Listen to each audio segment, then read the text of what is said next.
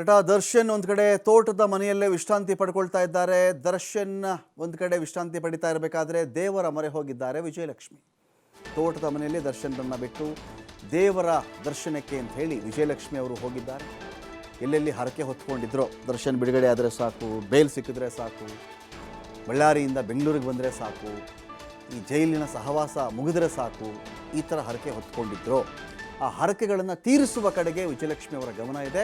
Temple ರನ್ನಲ್ಲಿ Vijayalakshmi ಅವರು ಬ್ಯುಸಿಯಾಗಿದ್ದಾರೆ. ಚಾಮುಂಡಿ ಬೆಟ್ಟದಲ್ಲಿ ಹರಕೆ ತೀರಿಸಿದ್ದಾರೆ ವಿಜಯಲಕ್ಷ್ಮಿ ಅವರು.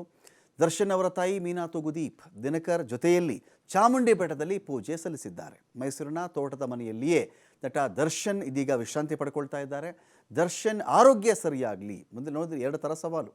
ಒಂದು ಕಡೆ ಚೆಕ್ ಮಾಡಿದಾಗ ಜೈಲಿಂದ ಬಂದರೆ ಸಾಕು ಅಂತ, ಈಗ ಕುಂಟ್ತಾ ಇದ್ದಾರೆ ದರ್ಶನ್. ಅವರ ಆರೋಗ್ಯ ಸರಿ ಹೋಗಿಬಿಡಲಿ, ಬೆನ್ನೋವಿನ ಸಮಸ್ಯೆ ಅವರಿಗೆ ಬಗೆಹರಿಯಲಿ, ಈ ಒಂದು ವಿಚಾರದಲ್ಲಿಯೂ ಕೂಡ ಇದೀಗ ವಿಜಯಲಕ್ಷ್ಮಿ ಅವರು ಪೂಜೆ ಸಲ್ಲಿಸ್ತಾ ಇದ್ದಾರೆ.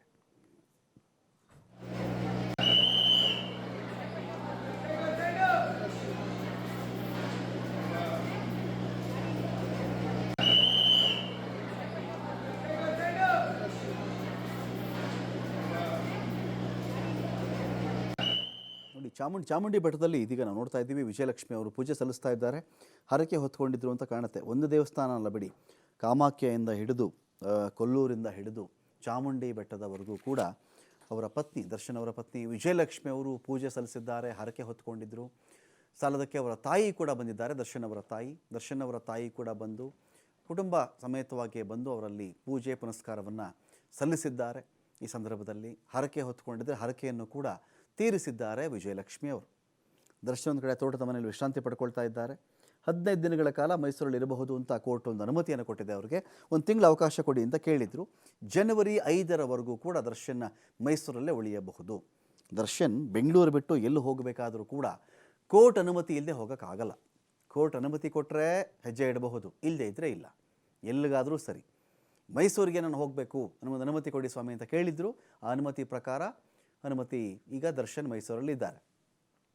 ಡೀಟೇಲ್ಸ್ಗಳಿಗೆ ಇದೀಗ ಪುನೀತ್ ಇದ್ದಾರೆ. ಪುನೀತ್, ಈಗ ವಿಜಯಲಕ್ಷ್ಮಿ ಅವರು ದೇವಸ್ಥಾನಗಳ ಮೊರೆ ಹೋಗ್ತಾ ಇದ್ದಾರೆ, ಹರಕೆ ತೀರಿಸುವ ದೃಷ್ಟಿಯಿಂದ ಇರಬಹುದಾಗುತ್ತೆ. ಎಷ್ಟೊತ್ತಿಗೆ ಅವರು ದೇವಸ್ಥಾನಕ್ಕೆ ಬಂದರು, ಹೇಗೆಲ್ಲ ಹರಕೆ ತೀರಿಸ್ತಾ ಇದ್ದಾರೆ ವಿಜಯಲಕ್ಷ್ಮಿ ಅವರು ಅಂತ?